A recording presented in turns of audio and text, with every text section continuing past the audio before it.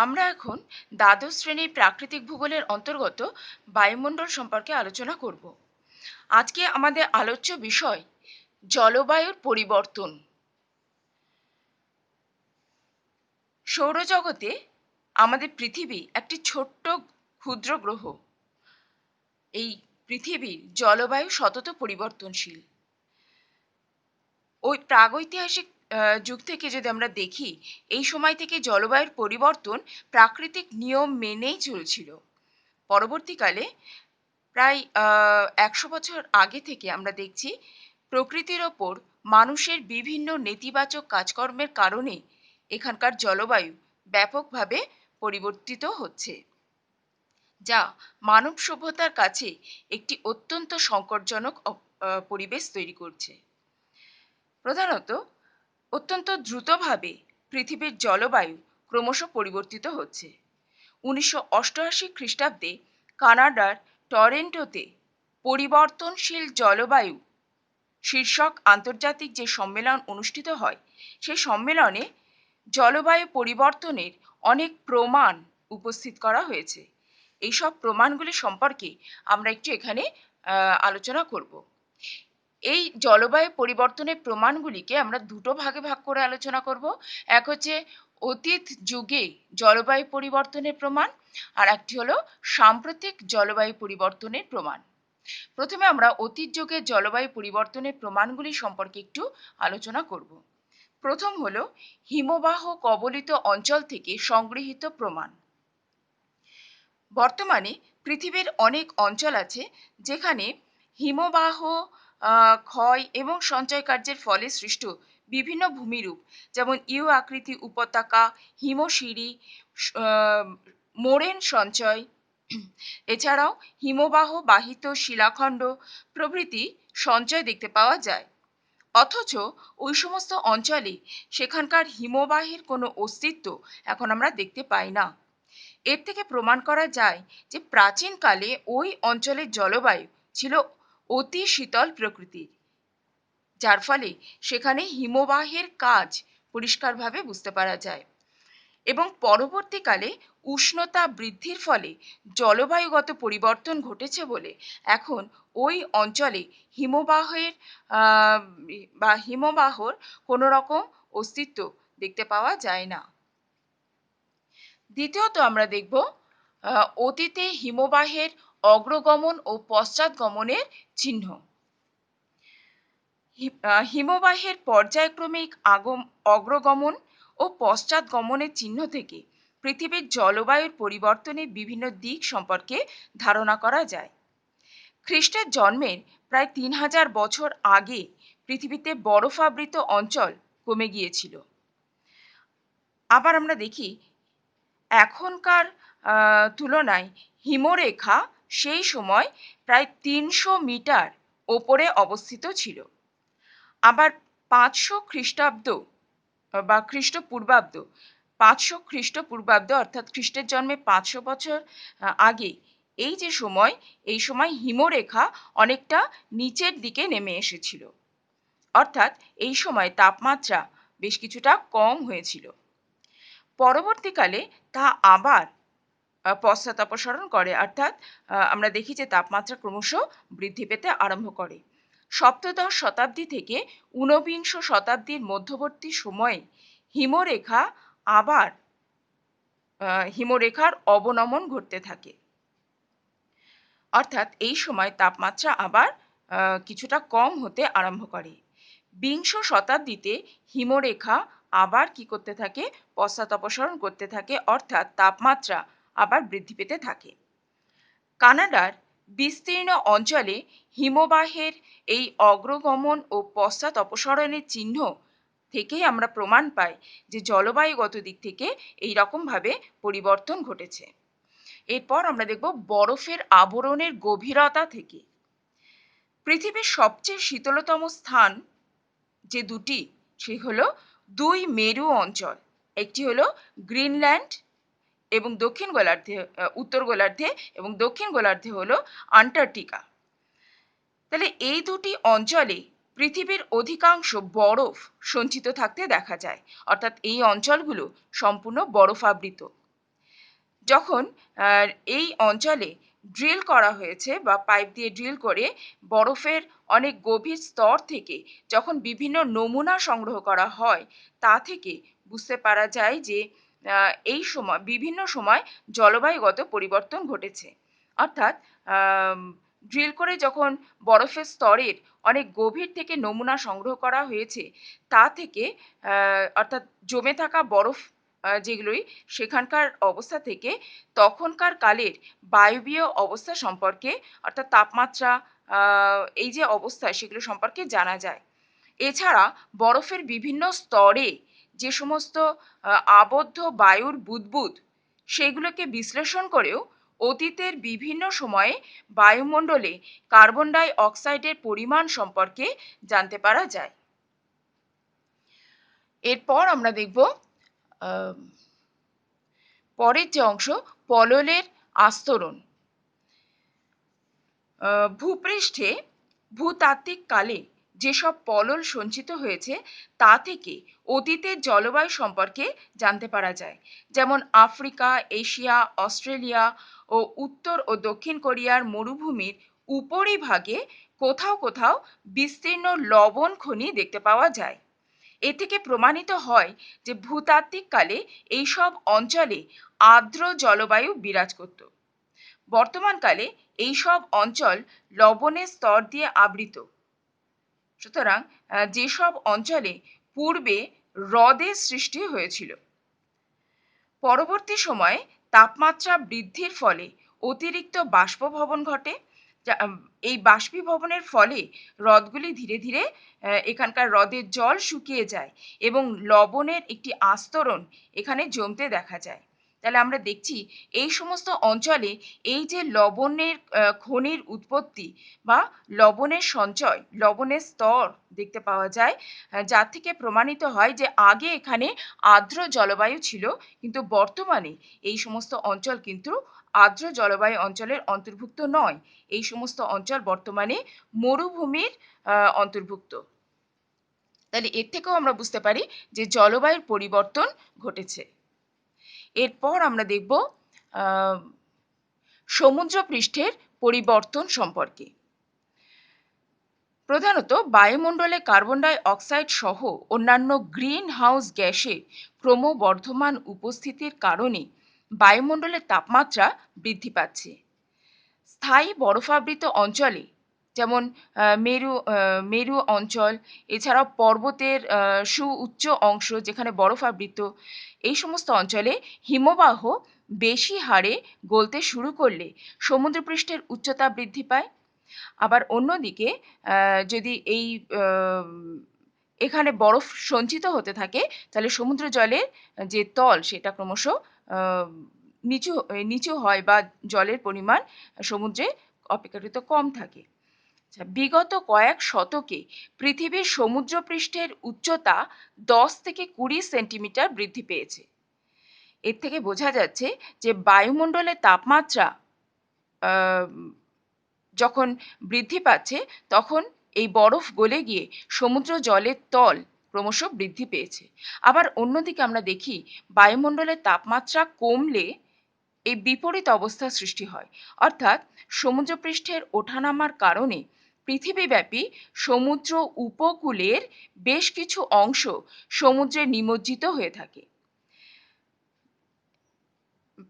আমরা প্রধানত প্লাইস্টোসিন যুগে সমুদ্র সমতলের ওঠানামা থেকে জানতে পারি যে ওই সময়ে সমুদ্রের বা ওই সময়ে প্রধানত হিমবাহের আবরণ বেড়েছিল না কমেছিল। অর্থাৎ জলবায়ুগত পরিবর্তন সম্পর্কে আমরা সমুদ্র জলের এই ওঠানামা থেকে বুঝতে পারি। এরপর আমরা দেখব প্রাণীর জীবাশ্ম সম্পর্কে। প্রাণীর জীবাশ্ম থেকে অতীতের জলবায়ু সম্পর্কে একটা ধারণা পাওয়া যায়।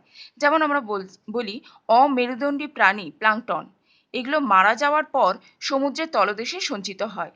এই প্লাঙ্কটন জাতীয় অতি সূক্ষ্ম প্রাণীগুলো বিশেষ বিশেষ তাপমাত্রায় বসবাস করে থাকে। ফলে সমুদ্রের যেসব অঞ্চলে ওইসব প্রাণীর জীবাশ্ম পাওয়া গেছে, সেই সব অঞ্চলে সমুদ্রের এবং তার উপরিস্থ বায়ুমণ্ডলে তাপমাত্রা সম্পর্কে এখান থেকেই ধারণা পাওয়া যায়।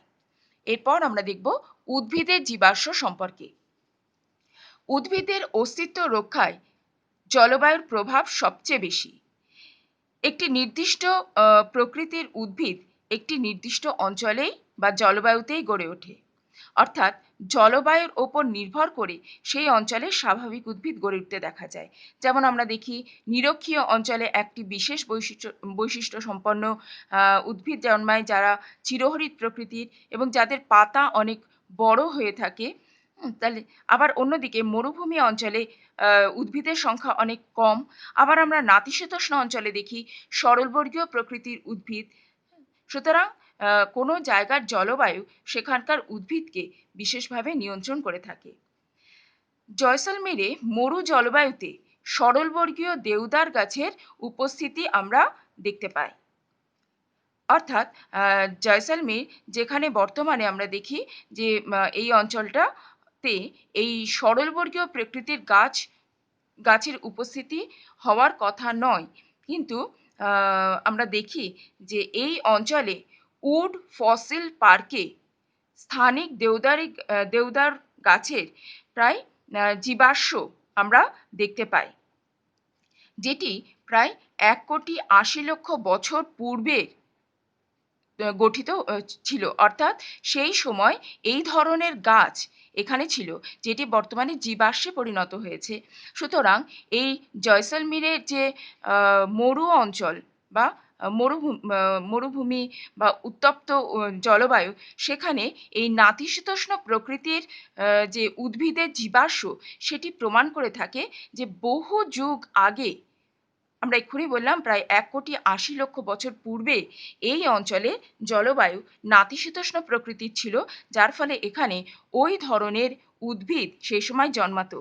এই উড ফসিল পার্কে এই ধরনের জীবাশ্ম আমরা দেখতে পাই।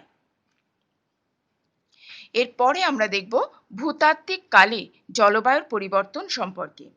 প্রধানত আমরা দেখছি যে বিভিন্ন সূত্র ও বিশ্লেষণ থেকে প্রমাণিত হয়েছে পৃথিবীতে এখনো পর্যন্ত মোট 4টি হিমযুগের আবির্ভাব বা আগমন ঘটেছিল।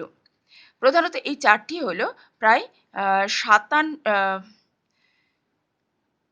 57 কোটি বছর আগে নিম্ন প্রোটেরোজোয়িক যুগ, যেটি হিমযুগ। দ্বিতীয়ত হলো প্রায় 50 কোটি বছর আগে নিম্ন ক্যাম্ব্রিয়ান হিমযুগ। এরপরে হচ্ছে প্রায় 28 কোটি বছর আগে যেটা পার্মো কার্বনিফেরাস হিমযুগ, এবং প্রায় 20 থেকে 30 লক্ষ বছর আগে আমরা দেখি কোয়াটারনারি হিমযুগ, এবং এটি ছিল শেষ হিমযুগ। আর এই হিমযুগগুলি মধ্যবর্তী যে সময় তাকে বলা হয় অন্তর্বর্তী হিমযুগ, যে সময় জলবায়ু ছিল অপেক্ষাকৃত উষ্ণ প্রকৃতির। এখন যেমন আমরা এইরকম একটি অন্তর্বর্তী হিমযুগের মধ্যে দিয়ে যাচ্ছি। হিমযুগ ও অন্তর্বর্তী হিমযুগে অস্তিত্ব প্রমাণ করে যে বিভিন্ন যুগে জলবায়ুগত পরিবর্তন ঘটেছে। তাহলে এগুলি হলো অতীত যুগের জলবায়ু পরিবর্তনের প্রমাণ। এখন আমরা দেখব সাম্প্রতিক জলবায়ু পরিবর্তনের প্রমাণ সম্পর্কে। শেষ হিমযুগ যুগের পর থেকে পৃথিবীর তাপমাত্রা ধীরে ধীরে বাড়তে শুরু করে, এবং বর্তমানকালে একটি অন্তর্বর্তী হিমযুগের সময় আমরা দেখতে পাই। খ্রিস্টের জন্মের আগে, অর্থাৎ খ্রিস্টের জন্মের আগে এবং পরবর্তী প্রায় 1000 সাল পর্যন্ত, অর্থাৎ 1000 খ্রিস্টাব্দ পর্যন্ত পৃথিবীর বিভিন্ন অংশে আমরা দেখি হিমবাহের অপসরণ, মানুষের কৃষিকাজ, বাসস্থান, প্রাব্যজন প্রভৃতির ঐতিহাসিক তথ্য থেকে আমরা বুঝতে পারি যে এখানকার জলবায়ু ব্যাপকভাবে পরিবর্তিত হয়েছে, বিভিন্ন সময় পরিবর্তিত হয়েছে। আবার খ্রিস্টের জন্মের 1000 সালের পর, অর্থাৎ 1000 খ্রিস্টাব্দের পরবর্তী সময়ে পৃথিবীর বিভিন্ন প্রান্তে যে ফসল উৎপাদনের ধরন, দুর্ভিক্ষের নতি, শীতল ও গ্রীষ্মের আপেক্ষিক নতি ইত্যাদি, এছাড়াও সমুদ্রে ভাসমান বরফখণ্ড প্রভৃতি থেকে জলবায়ু পরিবর্তনের সম্পর্কে বিভিন্ন প্রমাণ বা ধারণা আমরা পেয়ে থাকি। তবে যন্ত্রের সাহায্যে এইগুলিকে প্রমাণ করা বা তথ্যের সাহায্যে জলবায়ু পরিবর্তন সম্পর্কে ধারণা পাওয়া যায় শিল্প বিপ্লবের পরবর্তী সময়, অর্থাৎ 1860 সালের পরবর্তী সময়। আর এই সময় থেকে বর্তমান সময়কাল পর্যন্ত বিভিন্ন তথ্য বিশ্লেষণ করে দেখা গেছে বিংশ শতাব্দীতে পৃথিবীতে গড় তাপমাত্রা বেড়েছে প্রায় 0.5 ডিগ্রি থেকে 0.7 ডিগ্রি সেলসিয়াস। বর্তমানে আমরা দেখছি যে অত্যধিক হারে জ্বালানি খনিজের ব্যবহার বৃদ্ধি পাওয়া, দ্বিতীয়ত যে বাতাসে গ্রিন হাউস গ্যাসগুলির পরিমাণ বৃদ্ধি পাওয়া অত্যন্ত মাত্রায়, এছাড়াও দুই মেরু অঞ্চলে ও পার্বত্য অঞ্চলে হিমবাহের গলন থেকে, এছাড়াও হিমবাহের দৈর্ঘ্যের হ্রাস, এছাড়াও আমরা দেখছি হিমরেখার উচ্চতা বৃদ্ধি, এছাড়াও মরুভূমির সম্প্রসারণ, সপ্তমত আমরা বলতে পারি ভূমি ব্যবহারের পরিবর্তন, অষ্টমত প্রাকৃতিক দুর্যোগ ও বিপর্যয়ের সংখ্যা ক্রমান্বয়ে বৃদ্ধি পাচ্ছে সেগুলি থেকে, এছাড়াও সমুদ্র জলতলের উচ্চতা বৃদ্ধি, সমুদ্র জলের উষ্ণতা বৃদ্ধি, পার্বত্য অঞ্চলের যে বৃক্ষরেখা সেগুলি ওপর দিকে উঠে যাওয়া ইত্যাদি বিভিন্ন তথ্য প্রমাণ করে যে বিগত শতাব্দী এবং বর্তমান শতাব্দীতে পৃথিবীর উষ্ণতা ধীরে ধীরে বাড়ছে, যা পৃথিবীর জলবায়ুর পরিবর্তন ঘটিয়েছে। এতক্ষণ আমরা জলবায়ু পরিবর্তনের প্রমাণগুলো সম্পর্কে দেখলাম। এখন আমরা দেখব জলবায়ু পরিবর্তনের কারণ সম্পর্কে। প্রধানত আমরা দেখলাম যে বিভিন্ন সময় জলবায়ুগত পরিবর্তন দেখতে পাওয়া যায়। তো কেন পৃথিবীতে এই রকমভাবে জলবায়ুগত পরিবর্তন আমরা দেখতে পাই? আমরা জীবন ধারণের জন্য এক জীবমণ্ডলের ওপরে নির্ভর করে থাকি। গত প্রায় 500 বছরে পৃথিবীর সম্পদ ও শক্তি অসমভাবে বণ্টিত হচ্ছে। পৃথিবীর জলবায়ুগত সমস্যা সৃষ্টির বিভিন্ন কারণ আমরা দেখতে পাই। প্রধানত এই কারণগুলিকে আমরা দুটো ভাগে ভাগ করি। এক হচ্ছে প্রাকৃতিক কারণ এবং দ্বিতীয়ত হলো মনুষ্য সৃষ্ট কারণ। এই প্রাকৃতিক কারণকে আবার আমরা দুটি ভাগে ভাগ করি, এক পৃথিবী ও বায়ুমণ্ডলের বহিস্থ কারণ, আর একটি হলো পৃথিবী ও বায়ুমণ্ডলের অভ্যন্তরস্থ কারণ। এবং এখন আমরা এই কারণগুলি সম্পর্কে, অর্থাৎ পৃথিবী এবং বায়ুমণ্ডলের বহিস্থ কারণগুলি সম্পর্কে আলোচনা করব। কোনো স্থানের জলবায়ুর বৈশিষ্ট্য সাধারণত নির্ভর করে পৃথিবীর অক্ষের কৌণিক অবস্থানের পরিমাণ, পৃথিবীর আহ্নিক ও বার্ষিক গতির প্রভাব, পৃথিবীর কক্ষপথের আকৃতি এবং পৃথিবী থেকে সূর্যের দূরত্ব ইত্যাদি বিষয়ের ওপর।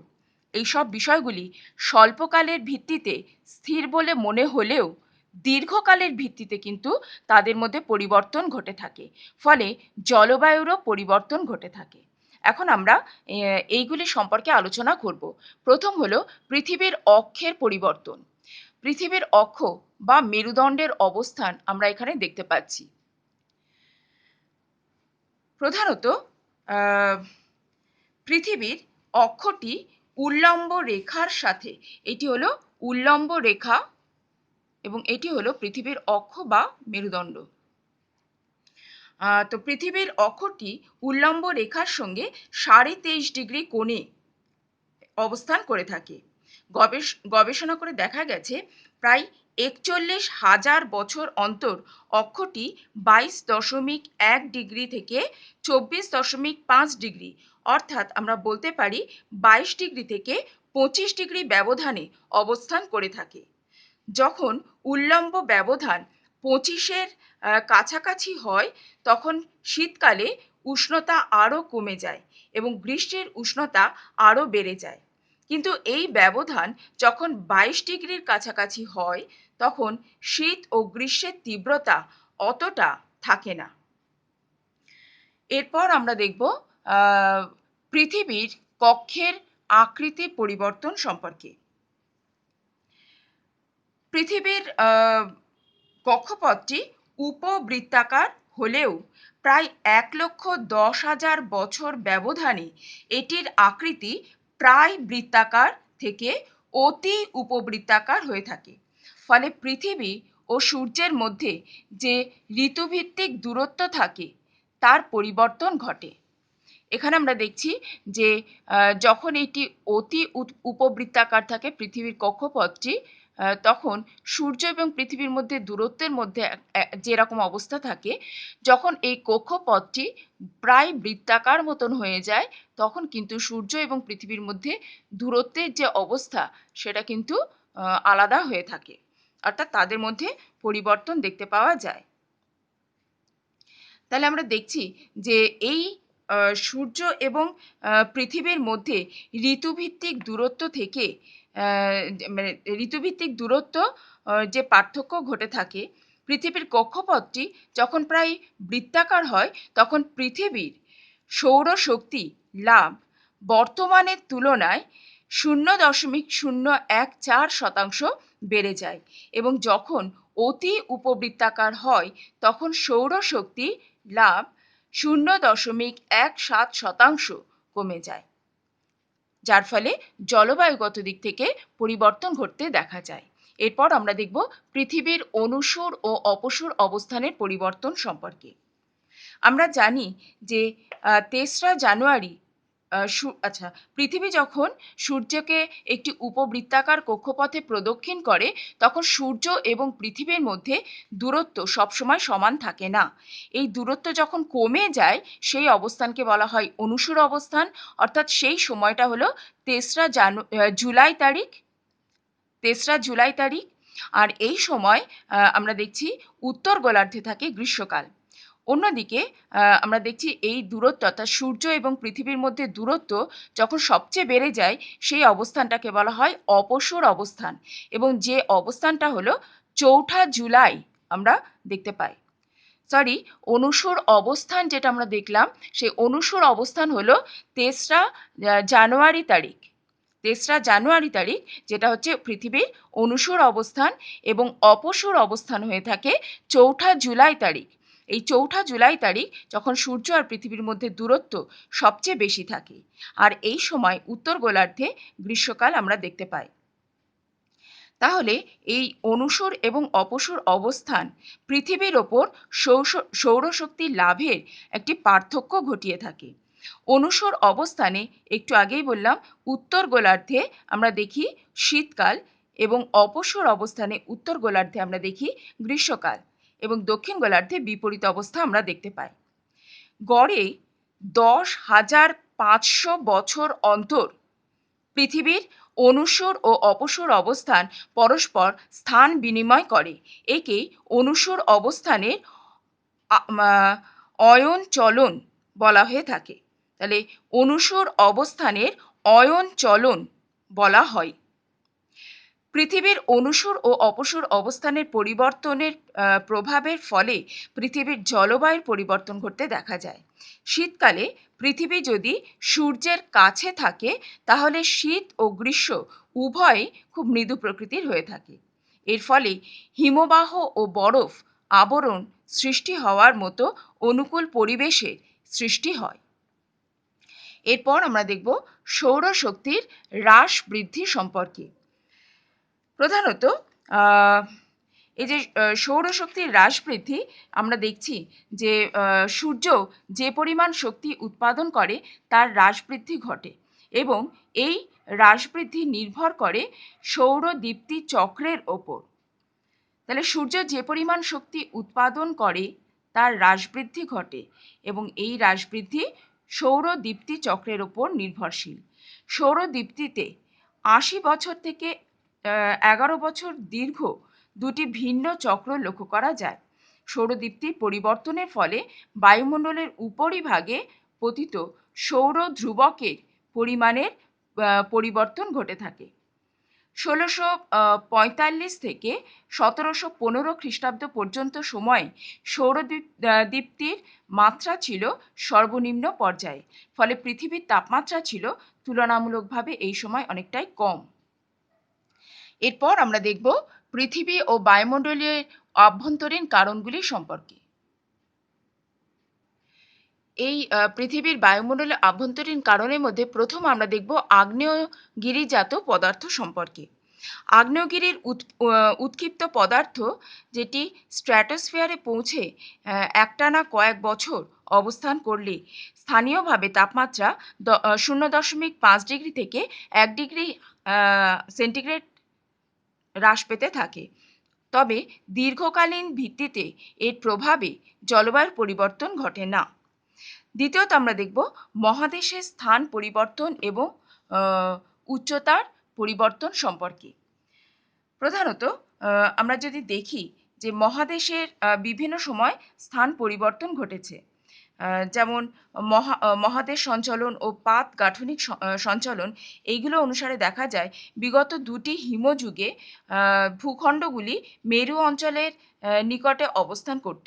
বিজ্ঞানীদের ধারণা মেরু অঞ্চলে অবস্থানের কারণে হয়তো মহাদেশগুলির হিমবাহ সৃষ্টি পরিবেশ সেই সময় ছিল। বিজ্ঞানীরা হিসাব করে দেখেছেন টারসিয়ারি যুগে মহাদেশগুলির গড় উচ্চতা বর্তমানের তুলনায় প্রায় ৩০০ মিটার বেশি ছিল। এই কারণে মেরু অঞ্চলের উষ্ণতা বর্তমানের তুলনায় প্রায় ২.২ ডিগ্রি সেন্টিগ্রেড কম ছিল, যার প্রভাবে মেরু অঞ্চলে হিমবাহ সৃষ্টি হয়েছিল।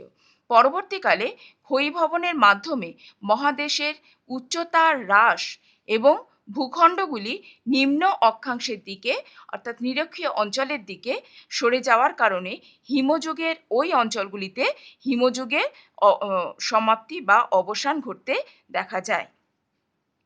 এছাড়াও আমরা দেখি মহাসাগরে সঞ্চিত উত্তাপ থেকে মহাসাগরের উপরিতলের উষ্ণতার পরিবর্তন সাময়িকভাবে আমাদের আবহাওয়ার পরিবর্তন সৃষ্টি হতে দেখা যায় এই কারণে। যেমন সমুদ্রের জল ওঠানামার কারণে ভূমির আপেক্ষিক উচ্চতার পরিবর্তন ঘটে। দ্বিতীয়ত হচ্ছে শক্তির গৌণ উৎস হিসাবে সমুদ্রে সঞ্চিত উত্তাপ, এছাড়াও হচ্ছে সমুদ্র স্রোতের মাধ্যমে সঞ্চিত সমুদ্র উত্তাপের বহন ইত্যাদি বিষয় ধীরে ধীরে জলবায়ুর পরিবর্তন ঘটিয়ে থাকে। তবে বিজ্ঞানীদের ধারণা জলবায়ু পরিবর্তনে সমুদ্রের ভূমিকা খুব একটা গুরুত্বপূর্ণ নয়। এছাড়াও আরেকটি বিষয় নিয়ে আমরা একটু দেখব, যেটা হচ্ছে বায়ুমণ্ডলের গঠনের পরিবর্তন সম্পর্কে। পৃথিবীতে উদ্ভিদের আবির্ভাবের আগে বায়ুমণ্ডলে কার্বন ডাই অক্সাইডের পরিমাণ ছিল খুব বেশি। কার্বন ডাই অক্সাইডের উপস্থিতিতে বাতাসের উষ্ণতাও ছিল অনেক বেশি। পরবর্তীকালে পৃথিবীতে যখন উদ্ভিদের আবির্ভাব ঘটল, তার ফলে উদ্ভিদের দ্বারা অতিরিক্ত কার্বন ডাই অক্সাইড শোষিত হওয়ায় পৃথিবীর উষ্ণতা বহুগুণে হ্রাসপ্রাপ্ত হয়েছে এবং পৃথিবীর জলবায়ুতে একটি ব্যাপক পরিবর্তন সূচিত হতে দেখা যায়। তাহলে এগুলি সম্পর্কে আমরা দেখলাম, যেগুলি হলো পৃথিবী ও বায়ুমণ্ডলের আভ্যন্তরীণ বিভিন্ন কারণ। এরপর আমরা দেখব যে প্রধানত মনুষ্য সৃষ্ট কারণ। মানুষের দ্বারা সৃষ্ট বিভিন্ন কারণ, যেগুলি আমরা দেখছি যে দ্রুত হারে বায়ুমণ্ডলের উষ্ণতাকে বাড়িয়ে তুলছে। মনুষ্য সৃষ্ট বিভিন্ন কারণগুলির মধ্যে আমরা দেখছি যে বিভিন্ন, যেমন অত্যধিক বেশি মাত্রায় জ্বালানি খনিজের ব্যবহার। এছাড়াও আমরা দেখছি যে বিভিন্ন কারণে প্রচুর পরিমাণে গাছপালা কাটা। এছাড়াও বিভিন্ন কৃষি পদ্ধতি, যেগুলি প্রধানত বায়ুমণ্ডলের উষ্ণতাকে ব্যাপকভাবে বৃদ্ধি করছে। আর যেহেতু বায়ুমণ্ডলে উষ্ণতা ব্যাপকভাবে বৃদ্ধি পাচ্ছে, তার কারণ হচ্ছে বায়ুমণ্ডলে বিভিন্ন গ্রিন হাউস গ্যাসগুলোর পরিমাণ বৃদ্ধি পাচ্ছে। এছাড়াও ওজোন স্তর ক্রমশ বিনাশপ্রাপ্ত হচ্ছে। তাহলে এই কারণগুলির জন্য বায়ুমণ্ডলে উষ্ণতা বৃদ্ধির সঙ্গে সঙ্গে আমরা দেখছি জলবায়ুগত দিক থেকেও পরিবর্তন ঘটছে, যা পৃথিবীতে বিভিন্নভাবে প্রভাব ফেলছে। তাহলে এই সম্পর্কে আমরা এর পরে আলোচনা করব, যেটি হচ্ছে ওজোন স্তরে ক্রমবিনাশ এবং গ্রিন হাউস প্রভাব, বিশ্ব উষ্ণায়ন, এগুলি সম্পর্কে আমরা এর পরের দিন আলোচনা করব। তাহলে আজকে আমরা দেখলাম জলবায়ু পরিবর্তনের প্রমাণগুলি কী কী এবং জলবায়ু পরিবর্তনের বিভিন্ন কারণ, প্রাকৃতিক কারণ এবং মনুষ্য সৃষ্ট কারণ সম্পর্কে আমরা আজকে আলোচনা করলাম। আজকে এতটাই, পরের দিন আমরা আবার বাকি অংশ আলোচনা করব।